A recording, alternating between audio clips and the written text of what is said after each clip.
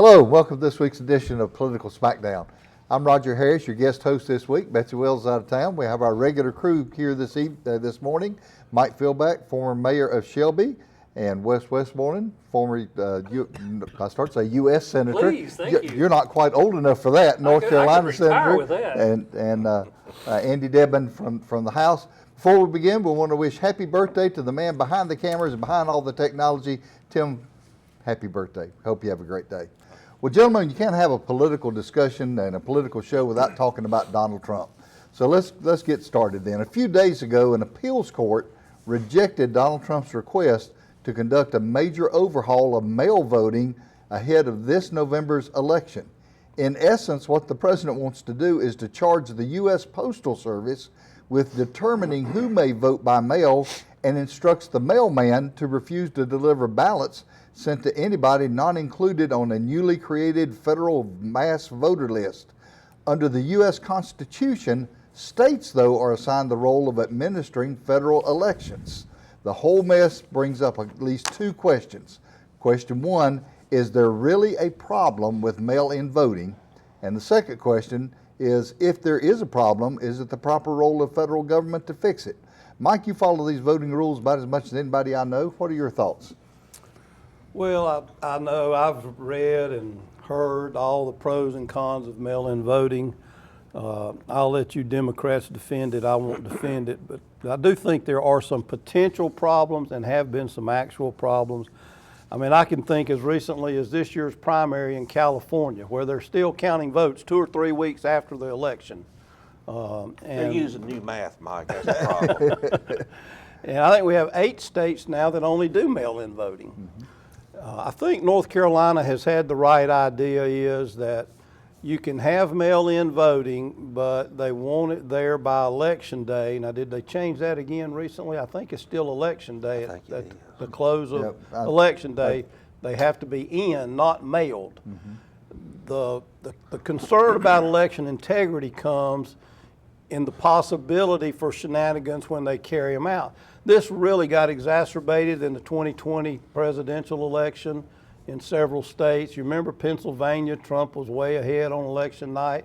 And then over the next 2 or 3 days, as mail-ins continued to come and be found and whatever, it took about 2 weeks, but the margin wound up being pretty much against Trump in Pennsylvania. And of course, Georgia was another one, and they had special, and we had these special one-time, at that time, mail-in rules because of COVID. That was a part of it.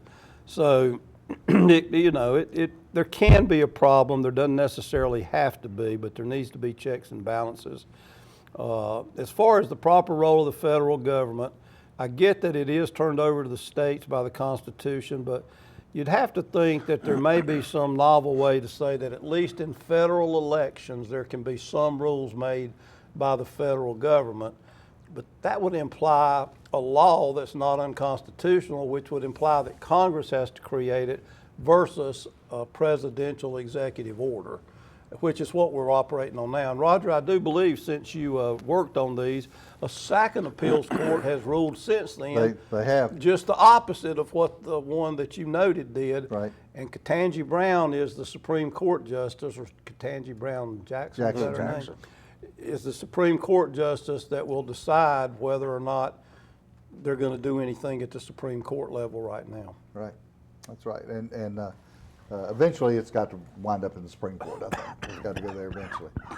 Well, Wes, Mike's right. Article 1, Section 4 lets Congress override state regulations on federal elections, but these rules would control ballots going out for state elections and local elections and all of them. So what are your thoughts? Well, let's not forget Article 4, Section 4 guarantees a Republican form of government in all states. Yes. So I think there's at least an argument to be made.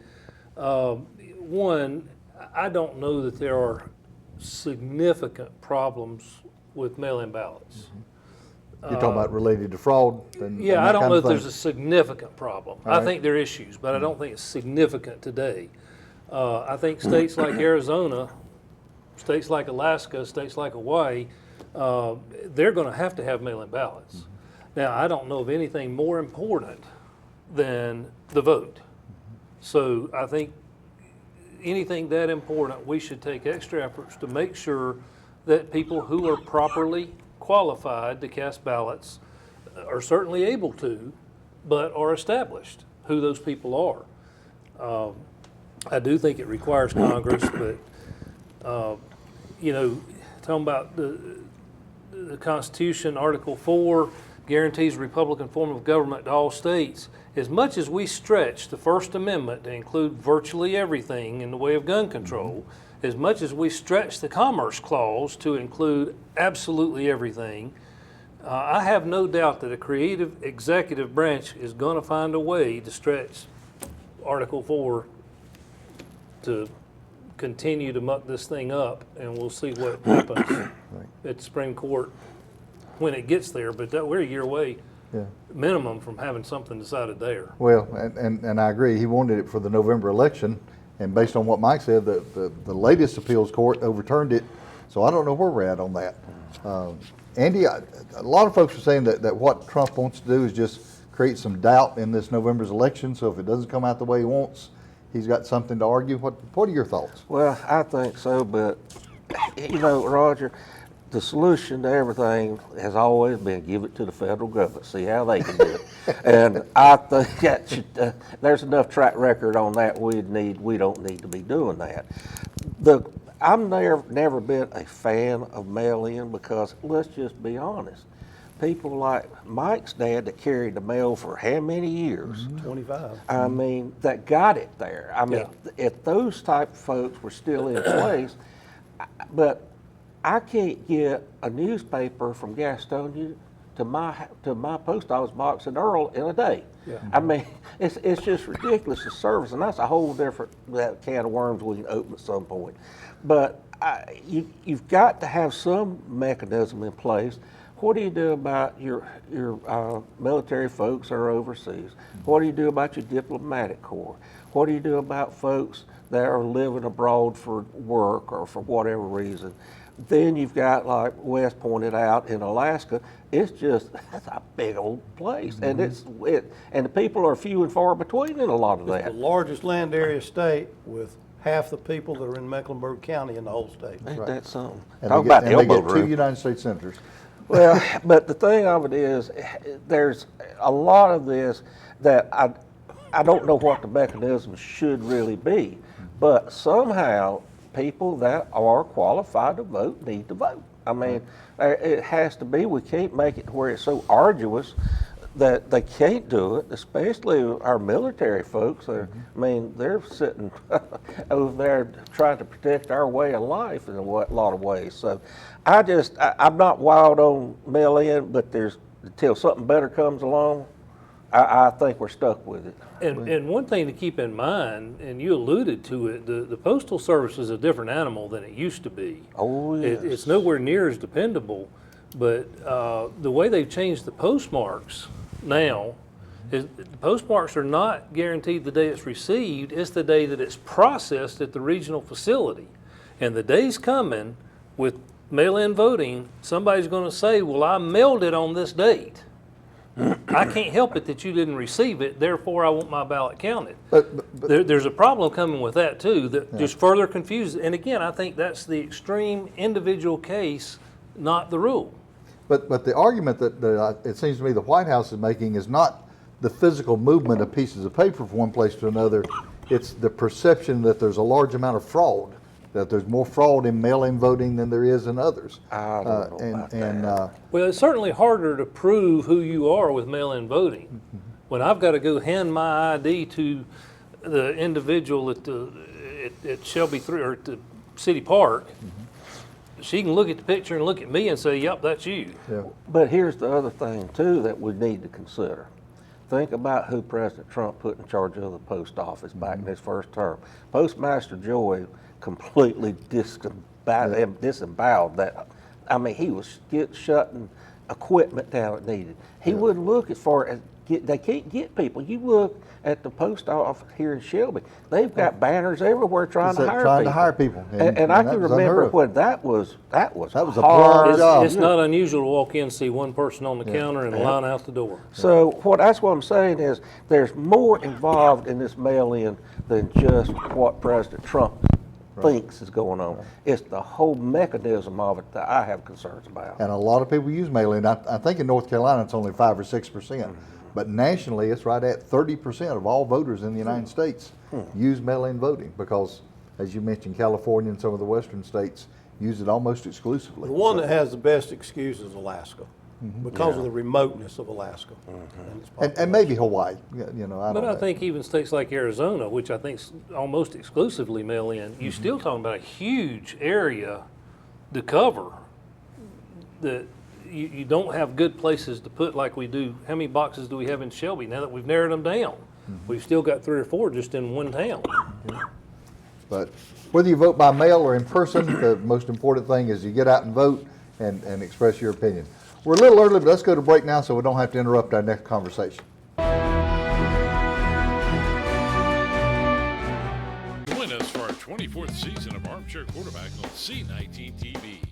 Each week we look at the 4A Burns Bulldogs, the 5A Crest Chargers, the 6A Kings Mountain Mountaineers, and the 3A Shelby Golden Lions. We will also discuss ACC, SEC, and Gardner-Webb football, along with the Carolina Panthers. Armchair Quarterback premieres August 17th on C19 TV and online at c19.tv.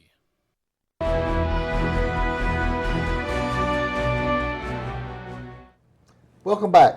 Well, fellas, let's talk about Congress just a little bit. Kentucky Senator Mitch McConnell has been in the hospital or a rehab facility for almost 6 weeks.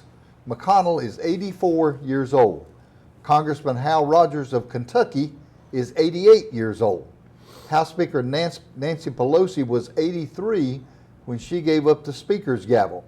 North Carolina Representative Virginia Fox is chair of the Powerful Rules Committee of the U.S. House.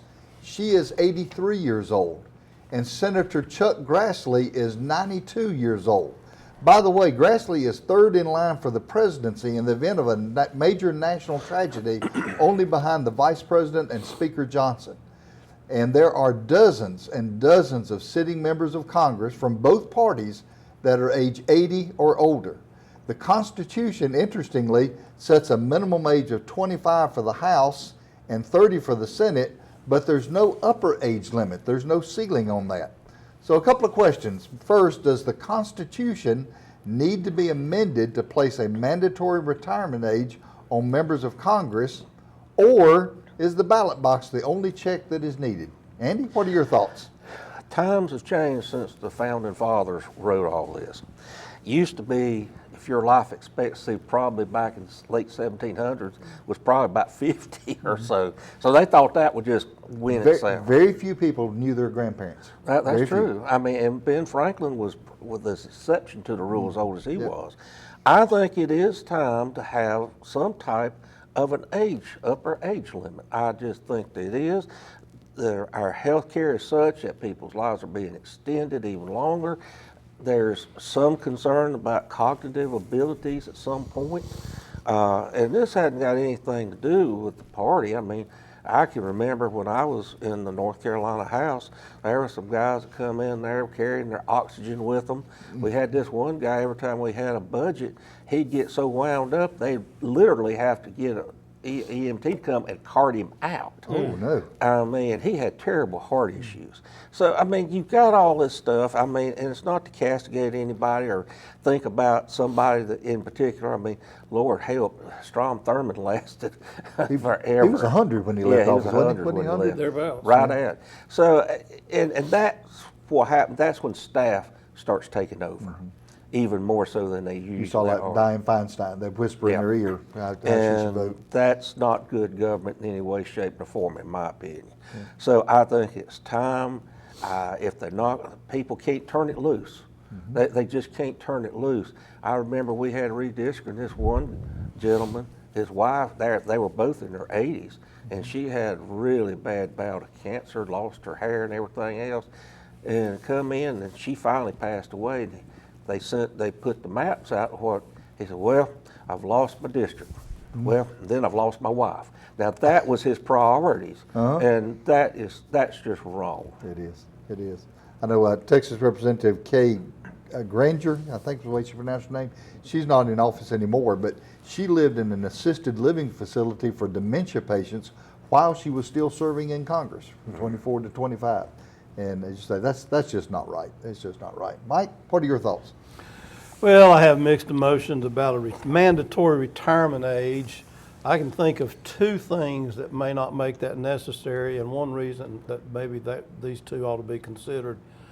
Number one is the one you mentioned, Hal Rogers from Kentucky. He is 88. He is sharp as a tack still if you ever listen to him on the floor of the House.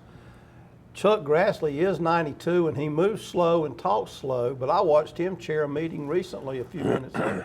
Sounded to me like his faculties are still sound. So age doesn't mentally affect us all the same way. Right. It doesn't. So maybe there should be, once you reach, pick a number, 80, whatever. Maybe you do have to have a mandatory test to ever run again that you don't have dementia. I don't know. But another thing that we've talked about and thrown back around, and I've been all over the board in my life, is term limits. Right. If we had 12-year term limits, that would solve a lot of that problem, because most of them are not 75 or 80 when they first get there. They're 40 or 50 Right. that stay that long. So maybe that is an option. So that's my general thoughts are, I see the problem. I think it is a problem. Almost looks like you're looking at a nursing home sometimes if you get the right ones on the floor in the Senate at the same time. It does. But, you know, but I do know some people can serve older than others and do it capably, so I'm just not sure how you do it. I agree. And, you know, they, as you say, they get elected in their 40s and 50s and then just stay.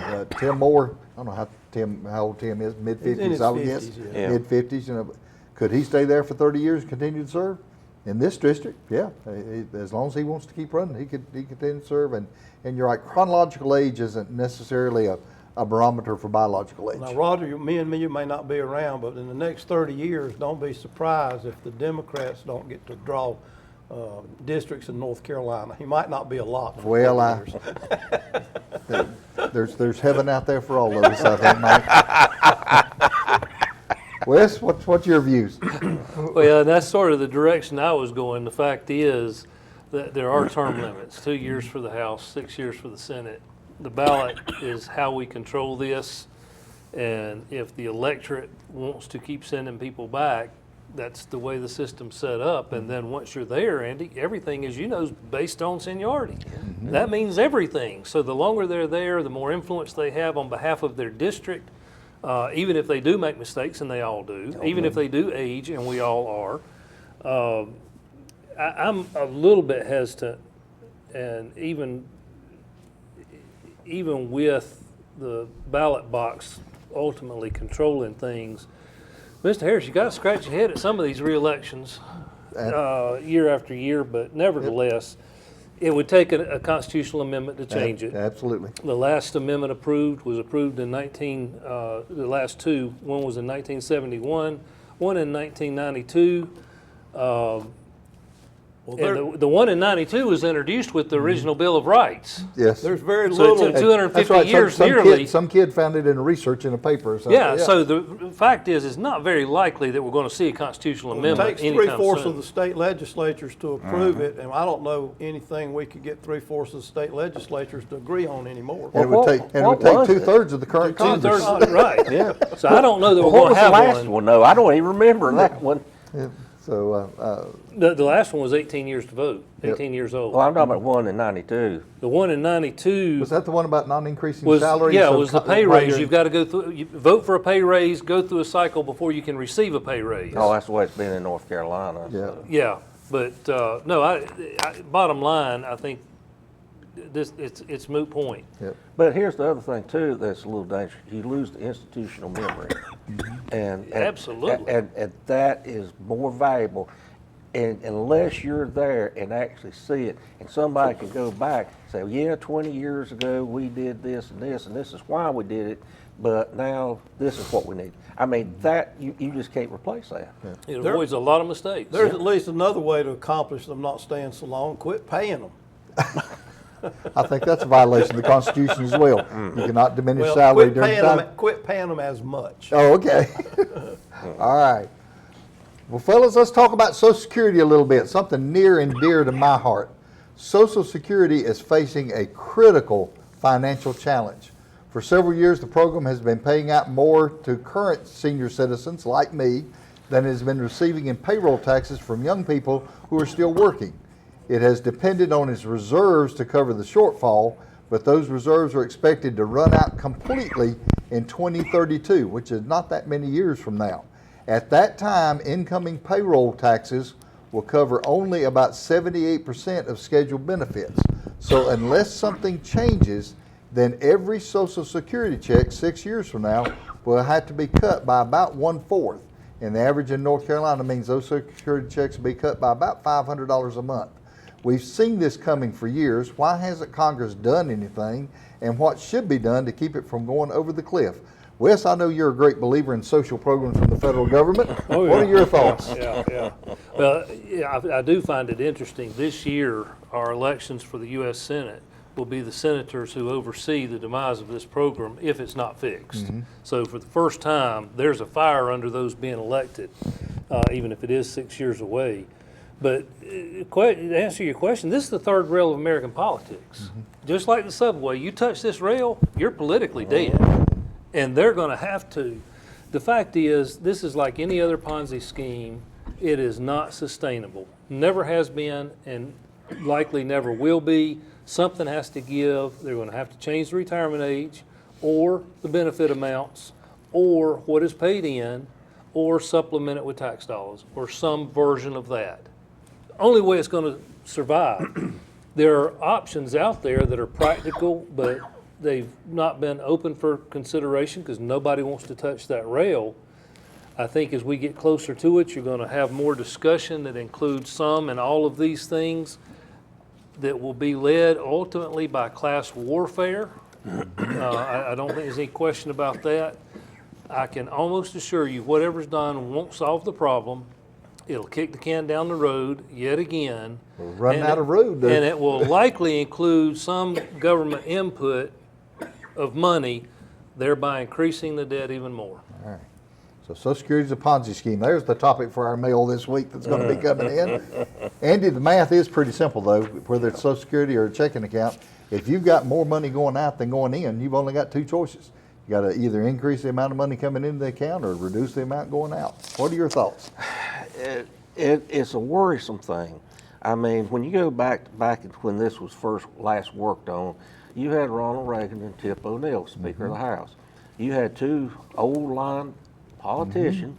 They probably had this thing hammered out in an hour. Then they probably sat around having a beer, asking Ronald Reagan how many women he was chasing when he was in Hollywood. I mean, that's just how things got done. Right. There was a certain level of trust between parties But that worked. That extended the deadline out a number of years. But that trust is gone, and I don't know when it's coming back. But the thing of it is, there's all kind of discussion about making it means tested, where Donald Trump couldn't draw anything. I mean, it's just all that, and some people say, well, that's not right. You're forcing people to pay into it. They still have a right to it, which I agree with that. So somebody's ox is going to get gored in all this somewhere. And well, like myself, I have to wait until I'm 67 to get full benefits, and I guess you do too, Wes. We're about the same age. I was 66. I was a part of it. I had got to be tail a full end of it. 66. So I mean, and that's just a stopgap at best. Yep. So I don't know what the real answer is to this. We're just going to have to decide: is this something we're willing to continue to go in debt to service? And that's where we're at. That's right. Mike? Well, I'm not going to talk about my idealism. I'd love to have been able to, when I was much younger, privatize it and let me put 10% away Absolutely. and not pay Social I agree. Security, but that's I not agree. going to happen, we don't think, and no. it hasn't happened. Mr. certainly Bush not with me. suggested that, and it didn't go anywhere. But in 1960, we still had 5 workers paying into Social Security for every one that was drawing it. Now it's down to 3 to 1. And that's a part of the problem. Americans are living significantly longer than they were when it was established and these ages were set, even when they increased.